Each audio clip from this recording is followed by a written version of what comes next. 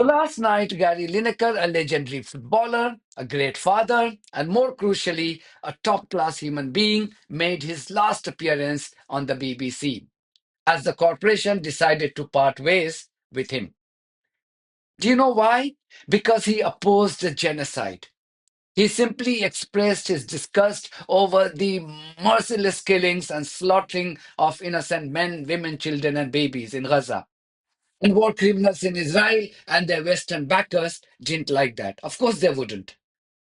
So, after presenting BBC's flagship program, Match of the Day, for 26 years, Gary bid farewell last night. While doing so, neither he nor his supporters could hold their tears. But well done to the Match of the Day team to give him a grand send off. Listening to former footballing superstars reinforced one thing, and that is his greatness and popularity even years after he quit the game. And Roger Mossy, a former head of sports for the BBC, was belittling Gary's achievement by saying that his current fame was due to his association with the BBC. You can watch my video here. I hope Roger Mossy was watching last night's Match of the Day and the tributes paid by countless legends.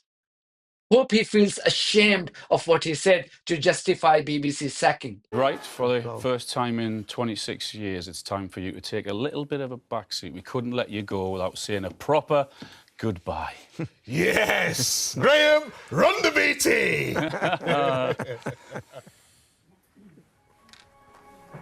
Counting into programme in... Stand by, titles on Z. 3. Right, okay, then here we go. This is for real. When you think match of the day, you think Gary Lineker. Good evening. You didn't think we'd gone, did you? Match of the day means everything to him. It's 50 not out for match of the day now. You don't do something for 26 years and have the great times that he had without thinking that this has been a huge, huge part of my life. England have beaten Germany for the first time in 34 years, so if you'll forgive me, just this once. Yes! He loves it. It means the world to him. Until his toe and his knees were completely gone, we were playing football in the back all the time. When we got to see that he was on the telly, we used to be excited to watch him. We used to be, oh, make sure you give us a wave. Also thinking he could see us watching the Match of the Day as well. George, your shirt's totally transparent, look. And that green background, look. I've always been incredibly proud of Dad and everything he's done. Right, okay, everybody, we're rehearsing the top one more time, please.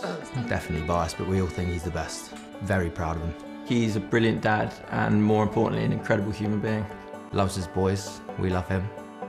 The best there is, and the best there will be. You have my Barcelona t-shirt. You can send it to me. Finally, I would say. All the best, Gary. Match of the Day is going to be a big loss without the links. Lots of love from Gaza. I just wish you all the best, my friend, because I love you dearly, and you know this. Take it easy, G-Force. So that's it for this season. The end of an era. Goodbye.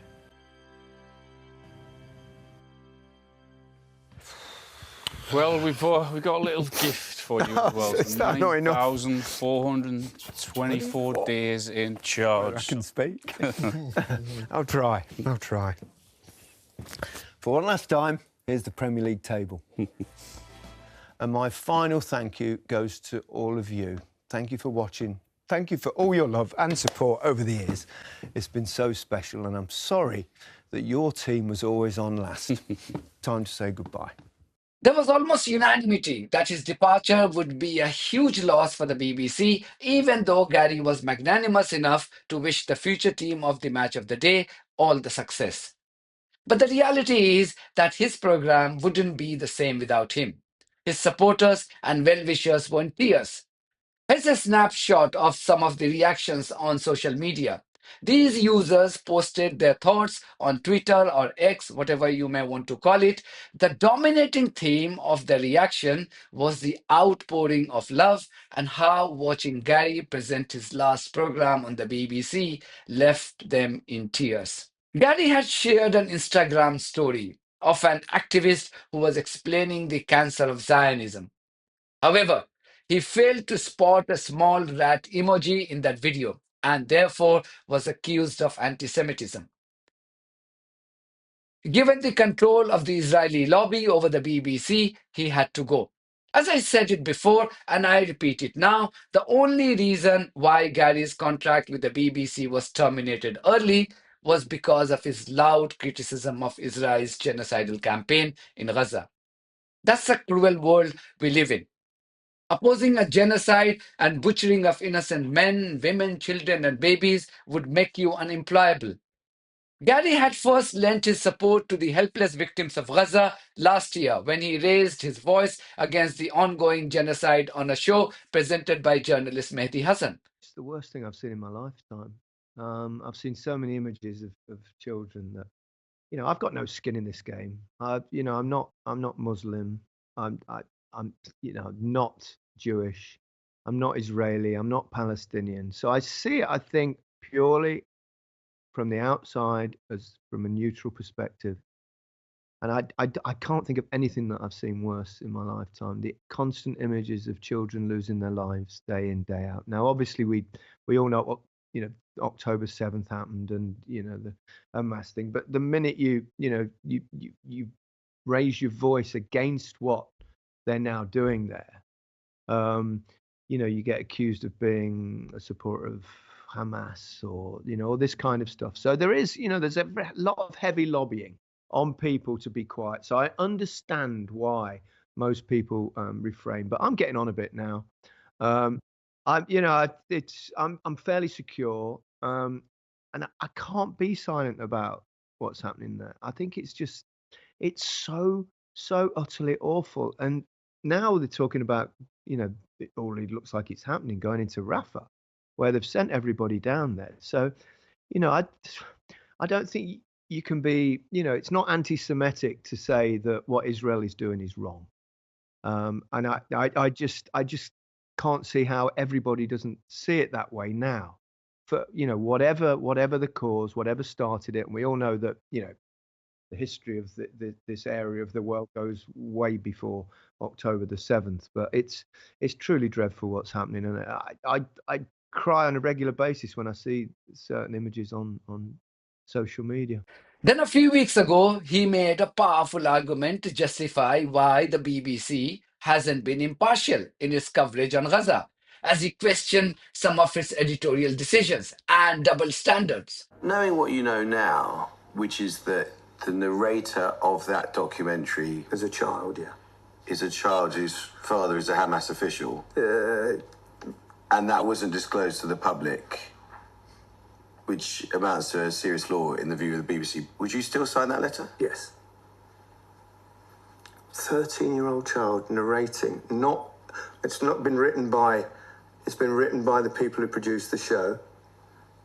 But the BBC failed to do sufficient due diligence. I don't believe they. I think they just capitulated to lobbying that they get a lot of lobbying. And audiences didn't know something quite fundamental about the child, which is that he was the son of a Hamas official. Isn't that a problem? I don't think so, no. And so you would put the programme back on iPlayer now? 100%. I think you let people make their own minds up. We're adults. We're allowed to see things like that. I mean, it's incredibly moving. But the argument against it is that if you are addressing an issue like Gaza, doing it through the eyes of a child almost immediately puts you on the side of Palestinians who are suffering. Right, well... And can I be impartial? Or partial? You can be partial. I know where I stand on this. I'm sorry, it's more important than what the BBC, what's going on there is, the mass murder of thousands of children is probably something that we should have a little opinion on. But the BBC as a whole needs to be impartial about it. Why? It needs to be factual. It needs to be impartial about a conflict, doesn't it? And it's hard. Does it have to be? It wasn't impartial about Ukraine and Russia. And you might say that Why does it have to be impartial about... I understand if it's partial about our government and things in this country and everything like that, but something that's going on that far away, why does it... Because the Israeli position is that what is happening in Gaza, and by the way, I'm not here as an advocate of the Israeli government, but the Israeli position is that what is happening in Gaza is a response to the slaughter and capture of innocent Israelis on October the 7th.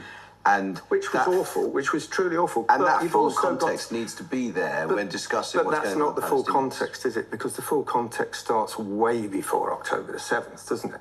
It sounds like you think the BBC is in a complete mess on impartiality. No, I don't think the BBC is in a mess. I think the BBC has it. It's very difficult for the BBC. I think the BBC generally does a really good job of it, but it's not always easy. I think facts are the most important thing that they, it's like that old thing, isn't it? If it's raining outside, you don't need someone's opinion to say it's not raining. What you want to see is actually what is the weather outside.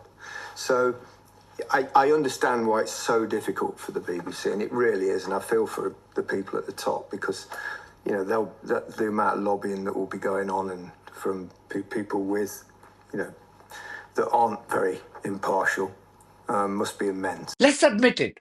Gary would still be in the job if he had praised Benjamin Netanyahu, a war criminal wanted by the International Criminal Court for war crimes. But he forgot that we live in an age when criticizing your own government is considered free speech, but highlighting a genocide by a rogue regime of a settler colony called Israel is deemed to be a major sin. I do not think Gary is likely to remain unemployed for long. There are enough stakeholders in the game of football who would move with lightning speed to avail his services, subject to his willingness. But the BBC will realize the long-lasting damage it has caused to its own reputation by capitulating to the Israeli lobby. This conflict too shall pass, and historians will recall the time when a top Western broadcaster decided to side with the perpetrators of the most heinous crimes against humanity. That's it from me. Thank you very much for your support of this platform and our journalism on buymeacoffee.com and Patreon. If you too think that our journalism is worth supporting, then you too should consider becoming part of it. Details are there in the description of this video. In the meantime, if you haven't subscribed to my channel, please do so because that's one of the many ways you can support independent journalism. God bless you all.